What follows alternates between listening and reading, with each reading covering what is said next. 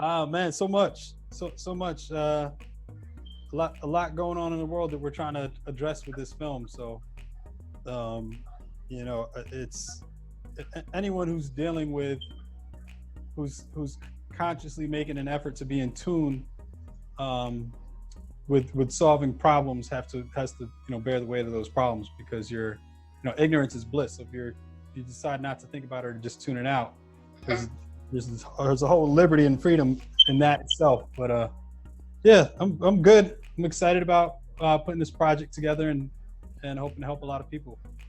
Well, with that project, I mean, just the project alone, you have some flagship artists. And we're just gonna go backwards and work our way forward, if that's okay. Oh, your audio just came in much better for a second. I don't know what you did. It came up. It was God. I go with that. So, tell me about your project, April Showers, and what made it so controversial, and how did you select the cast for that project? Oh, we are gonna. We're gonna talk about your newest project too. Okay, cool. Because you went back. I was like, whoa, nobody that's asked what me I'm about saying. April. Let me go back. Yeah, April Showers was a music video that I did with Wyclef Jean, his brother Sadek Jean. Troy Ave was on that record. We had a bunch of cameos in our scene at the cemetery. Let me see if I can remember them all. Uncle Murder, Mano didn't make it that day. Fred the Godson, rest in peace, Fred, who we unfortunately lost to coronavirus this year. Yeah. Lil C's from Junior Mafia. Mm-hmm. Yeah, there was a bunch. I'm sorry if I forgot anybody. That video was, I think, like 8 years ago. But a powerful message, still relevant today. There's organizations around the country that still use it as a piece for discussion that they show to students in classrooms, and I'll get called into conferences to ask about the creative process and the intention of the video. So I appreciate you bringing it up.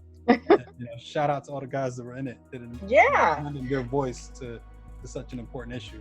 Yes, and it seems like you're always a voice when it comes down to important issues, which brings me to your latest project. So could you expound on that? Yeah, my career has been defined by social impact content. I feel like it's one thing to create something that's entertaining, and then also to have some personal validation as an artist to feel like you're expressing something. But there's a whole other plateau and responsibility in using the medium to actually improve society and to impact people's lives. And I think that's the value and should be the intention of art, right? It shouldn't just be for the selfishness of that artist to create.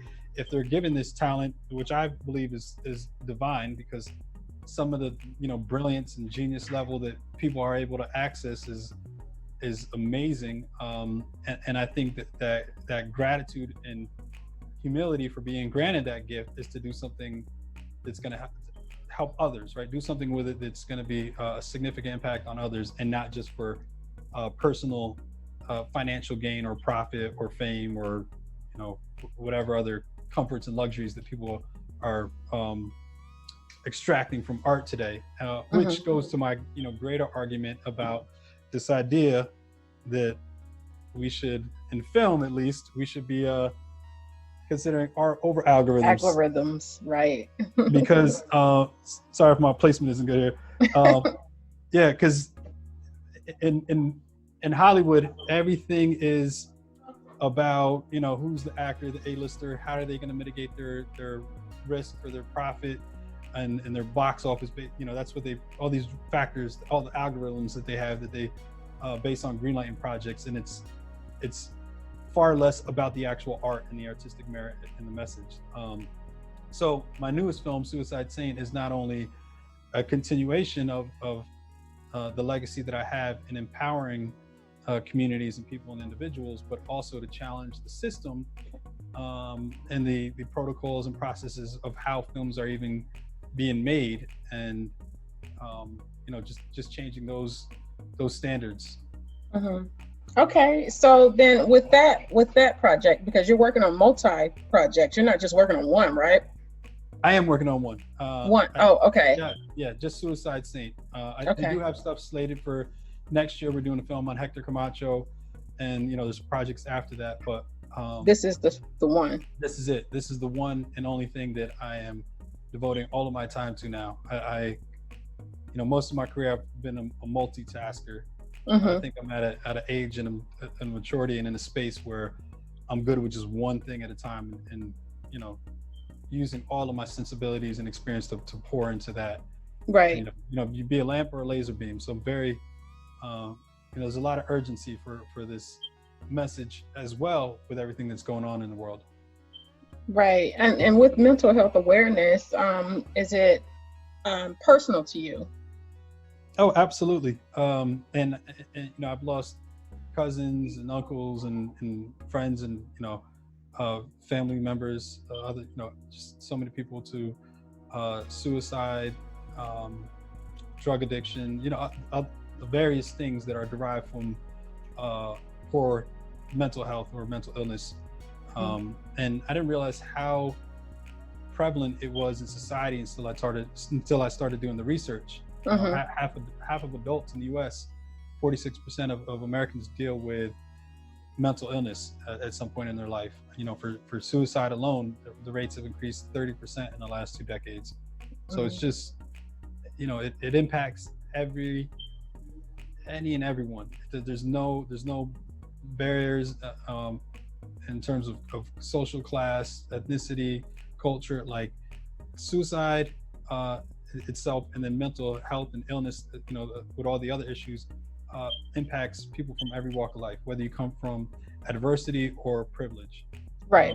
And we see it in the news. We big celebrities, comedians, actors, icons having these tragic personal stories of and then ultimately taking their lives. The fashion industry, we're talking about doing some fashion collaborations. Alexander McQueen, Kate Spade. There's huge icons that you think these people have all the money and fame and right. Everything they could want in the world, but there's nothing that can that can fill that inner void, right? There has to be a process of getting professional help or practicing some faith, or we can't be fulfilled by materialistic things. And with technology and all these other issues that are one thing that benefit us in a lot of ways, but also plague and change our behavior and interaction, that plagues our psychology. So right. Yeah. So how does your project, how will it help people? Well, one, it's going to change, or I hope that it changes for the people who see it, and the more awareness we create around the film, and the people that we bring on to help amplify the message. But one of our main objectives is to change the stigma around mental health.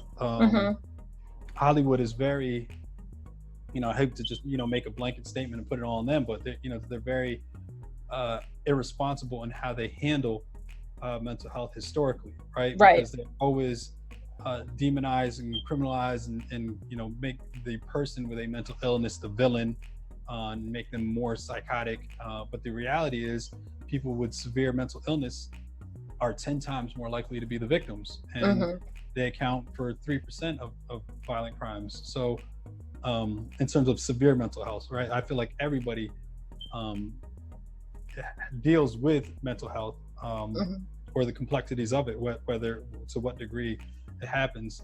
But if you have road rage, driving to work, or if you have a domestic dispute at home, even if it's just a verbal argument, these are all factors in your mental health or your mental wellness, right? Your ability to regulate, control your mood, and engage people in a positive, productive,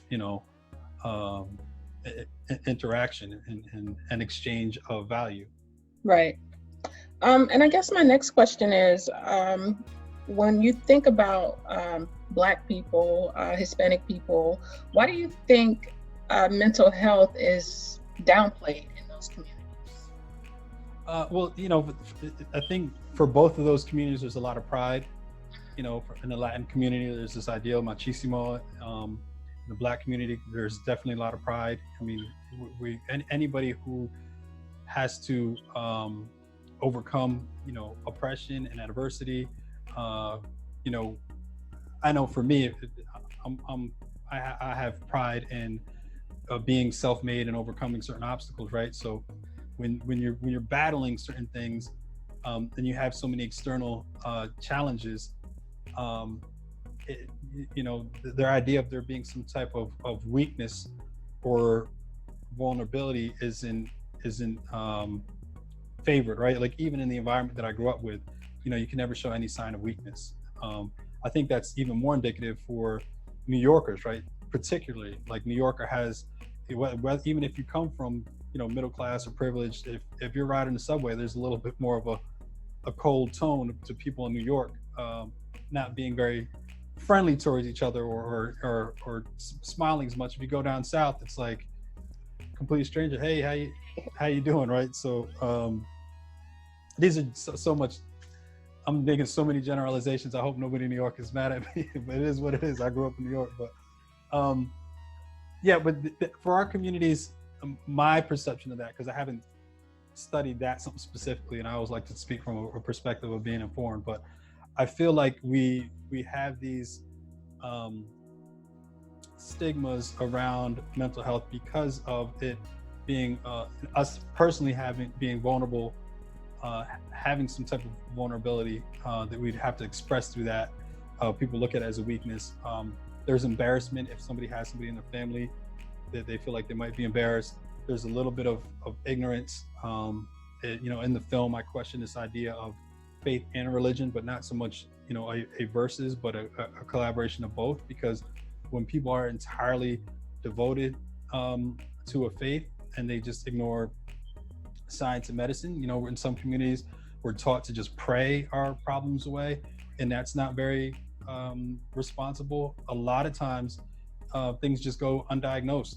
A person might not realize that they're bipolar their entire life, or somebody in their family members. They know they just act a certain way, or and more than 60% of people don't get help, which is alarming when you consider half of us have something or deal with something.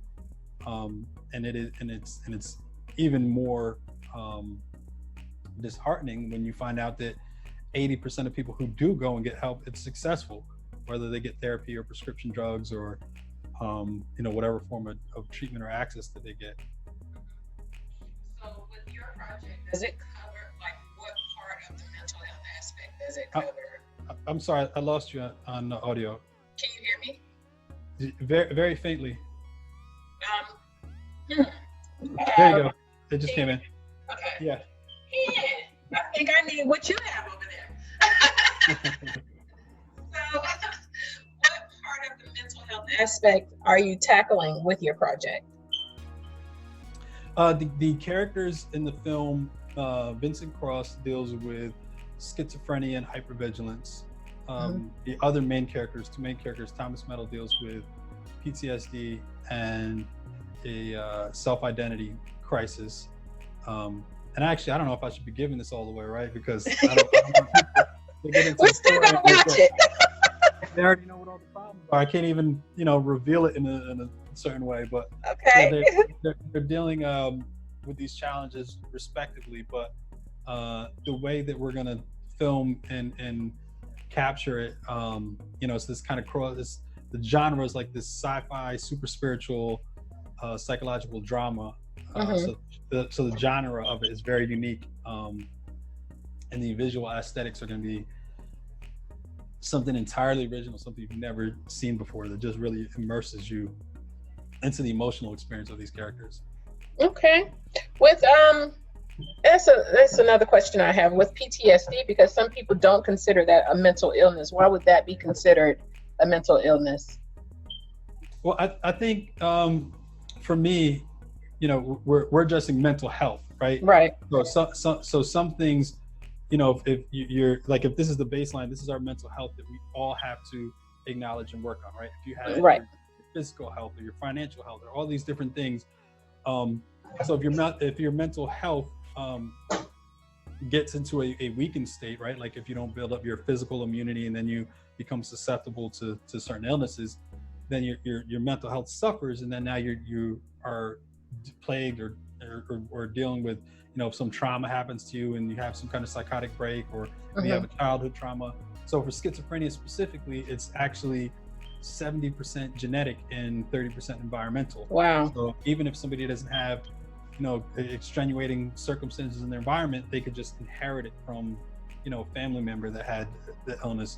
But for me, the defining it as illness, falls when, you get into the area where it is more severe, right? We're addressing mental health in general as something that we should all focus on and maintain. Be conscious. Yeah, and then try to evolve into a mental wellness, right? I have a conversation with a lot of people around this idea of treating it as another, wellness, because there's so much stigma and people are afraid to talk about it. So hopefully we could be more appealing or engaging or people to be acceptable of it if it's positioned in a way where they're willing to get help or willing to seek, if they need to get some sort of diagnosis.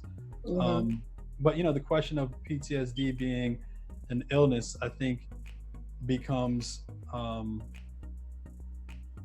that's more relevant to each person's case and the extremity of what they're going through. I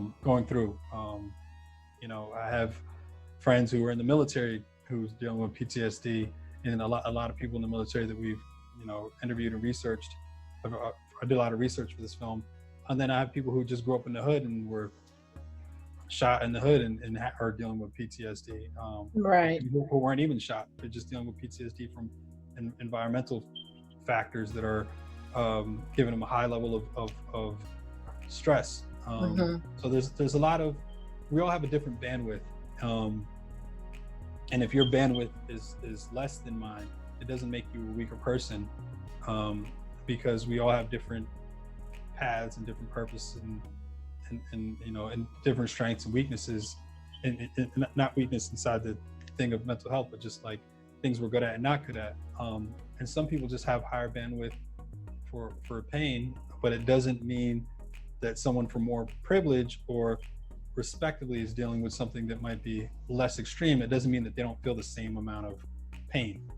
Right? If somebody, their daddy takes their beam away from them, or the mommy takes your PlayStation, and if I get shot, it doesn't mean like your pain is any less than mine if that's the environment that you were conditioned and grew up in, right? Because we only know what we learn, which is, there was a big thing that came out about the association of mental health with racism, right? You're saying that racism is a mental health issue, right? But racism is something that's absolutely taught. We're not born to hate other people. There's people historically who might be in power, and when somebody's in power corrupts, and absolute power corrupts absolutely. So I don't even think it's a black or white issue. In the US, it's become a black or white issue because the people in power have historically been white, right? So so when we're talking about the division, that's what it becomes. But if you go to a certain country in Africa where there might be a lot of poverty, and the society is all black, there's still people in power who are abusing the people who aren't in power, right? You still have governments that are corrupt, that are stealing all the resources and increasing the poverty, and the people are in a smaller percentage of power and economic wealth. The disparities are greater. So I think that's a global issue. I think that's a world issue. Globally, race issues are an issue globally. Because in China, you have, we saw recently during the coronavirus, they were trying to usher people out of hotels and push them out of shopping centers. So all these things that we definitely need to address through our focus on mental health. One of the gentlemen that I was speaking to that we're going to be incorporating his charity, his organization, Operation Prefrontal Cortex, and one of the initiatives that we want to promote, Director X, they look to implement meditation in schools, not only for kids who are are having challenges, but also implement meditation into police forces, right? Because there's a lot of police officers who, although they're making bad decisions, and some of them might be making decisions based on the racism they were taught. There's a lot of police officers who just are overworked.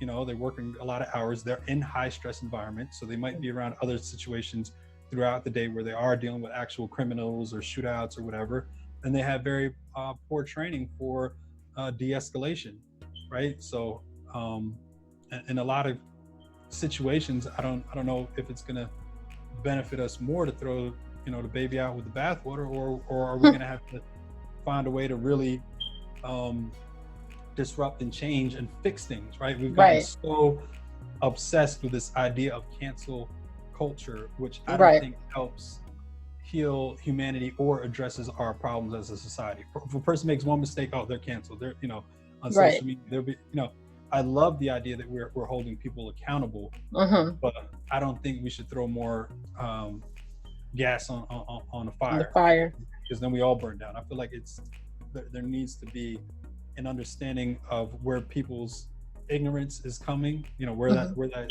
comes from. How do we get to the root of that? How do we change that? How do we eliminate it? And then how do we figure out how to work together and move forward in a positive way?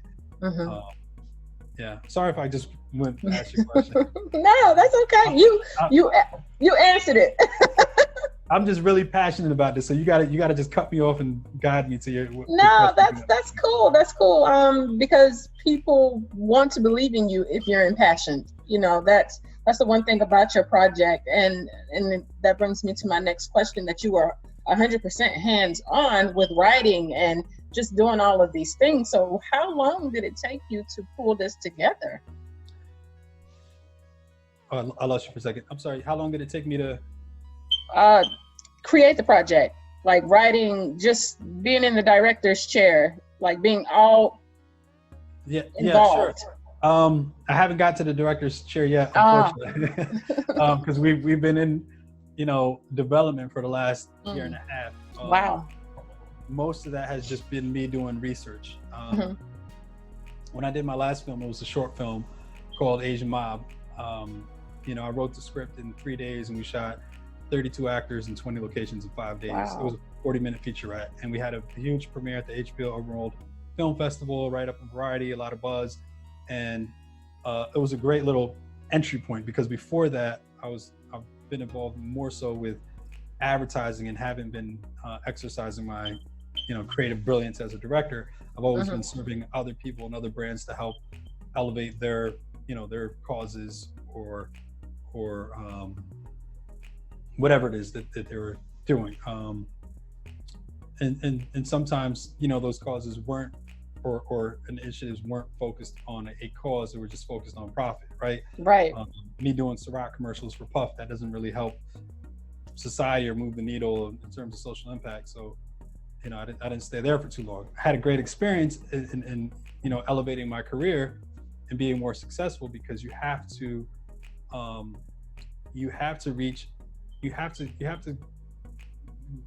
get these success milestones to have validation, to be able to access the resources to create your art, right? You can't live completely outside the bubble. And even in the industry, it's like you gotta pay to play, right? And whether you're paying with blood, sweat, and tears, or you're able to build up enough capital to make things happen and move, but nobody really cares. Like you can get on your high horse and you can feel so excited about what you're doing, but nobody really cares. And the objective is to get other people to care. Because when they care, then you're able to create more and then impact more. So I'm sorry, what was the question? It's been a long week for me too. That's what a Friday is. So the last year, I put everything else down. I did away with, I kind of retired from advertising and the last year, a whole of 2019, I was, just going around the country, seeing how mental health impacted different aspects of society. So from going to like a methadone clinic in Baltimore and seeing how mental health impacted drug addiction, or to Connecticut, where we visited the Jordan Porco Foundation, and they deal with suicide prevention specifically amongst college students. Wow. And we've now partnered with them, so they're one of the charities that we're going to be raising funds for through the soundtrack, and doing programming. We just had a call today with the founders of their foundation, which they do a national Fresh Check Day in 250 colleges across 43 states. But we're doing a partnership between the Sean Combs Foundation, Jordan Porco, and Capital Prep in Harlem to provide film education for the students at Capital Prep, and give them access to being on set of the film, and engage them to create content around mental health. So from whatever they're dealing with in their environment, or what they're inspired by in the film, that they create more of that content. So now we're at the point where in pre-production. We're looking to shoot October and November. Okay. I'm not sure how, we have a couple of different plans in place to make our investors comfortable, and to mitigate the risk of our production timelines, and stay within budget, and stay within time of our deliveries, because we don't know if the state of New Jersey might be shut down again if this second wave is bigger and we're not able to film right in October or not. So that, but our producers are certified with the COVID production guidelines, and we'll take every safety measure and precaution. I'm definitely an advocate of wearing a mask and social distancing. I don't feel like wearing a mask is impeding on my personal privilege or rights to have whatever freedom, because I think our freedoms are intrinsically tied to the fact that we live in a society that we have to share with other people. Right. So wearing a mask is saying, hey, it's not me being outside saying, hey, I'm selfish, I can wear this or not. No, I have to wear this whether people believe in the science or not, if it helps spread or not, that I'm considerate of the people around me, because we live in a world together. And I think that's another big issue of mental health, is people have become so entitled and so privileged and so self-serving that they don't realize that you have to be considerate of the other person. And then if you don't want to be, then things are just going to get worse. We're going to be more polarized socially, economically, racially, and the world is just going to be a real shitty place to live in. Again. Yeah. Again. So how can people follow you or take part in what you have going on with this project? They can definitely follow me on Instagram. I have YouTube and Facebook and all those things. It's all Hezues R, Hezues R. But I would say in Instagram, I'm more I actually check the DMs there, right? So I always make the offer to people. I always try to help where I didn't have help, right? So the biggest challenge for people who want to be filmmakers, and I guess for me, I'm being more specific to making this offer to filmmakers who have a purpose for their passion, right? Not somebody who just wants to make $1 million off a movie and drive Ferraris. And I'm speaking to people who you want to create content, and you have something you want to say that's going to help society, right? That's why I started the film school last year, the SICK Film School, Social Impact Content. So it's more than just educating filmmakers. It's about nurturing responsible voices and giving them the access and opportunities. And a tagline for the school is healing humanity one voice at a time, right? Because each person's voice, if they make a film, could reach millions. But I do make this offer to anybody that hits me up on Instagram. I do. At some point, I'll get to every message. And, if you want to join the crew of this production, and I like your energy and your vibe, I don't care about people have a crazy amount of experience. I don't go off of, don't call me a name drop. That doesn't matter to me. All I care about is a person's talent and their work ethic. So if you got some talent and you're having problems getting access into the industry, hit me up. If you have some talent and you're already well established in the industry, we're working with a lot of well established people, as well. So, A-list actors and top Billboard artists. So it's not me just saying, hey, let me help you. If there's anybody out there that wants to help me to help amplify our message and raise the value of this film project, please hit me up as well. Our goal is to take this into as many other cultural spaces as possible. Food, fashion, music. We're putting together a really amazing soundtrack. So and anything that I can do to improve people's perspective in life. Okay, I do have one more question about the film. As it relates to the hip hop community, why should they be hands-on with this? And this is my absolute last question. Well, I mean, hip hop has a responsibility because they're the biggest music culture in the world, right? A few years ago they broke past 25% of the market share in the U.S. So they have the biggest reach in the world. They have the strongest presence amongst millennials.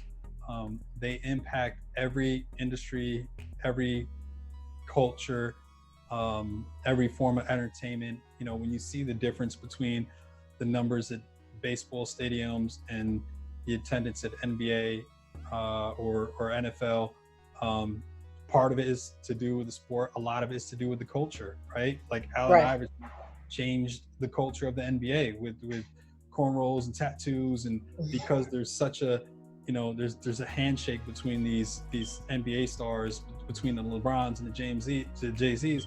Like, the people who are engaged with the music culture are engaged with the pop culture and the celebrity and the the iconicism and the fanaticism of the sport, right? So hip hop definitely adds more flavor to everything, and as a culture and community, they should be extremely engaged and respectful of mental health, because we're also losing so many stars to issues around mental health, drug overdose. There's so many things. I don't want to get into a point of where I'm talking bad about hip hop, but I think there needs to be more onus in doing things that uplift the culture, instead of just promoting this idea of being a drug dealer or a stripper, or it's like our icons in hip hop are influences the choices that our youth make in terms of what becomes not only viable career paths for them, but what they think is cool. And if we have everybody making these limited choices, it doesn't give us a brighter future. So and we're disproportionately impacted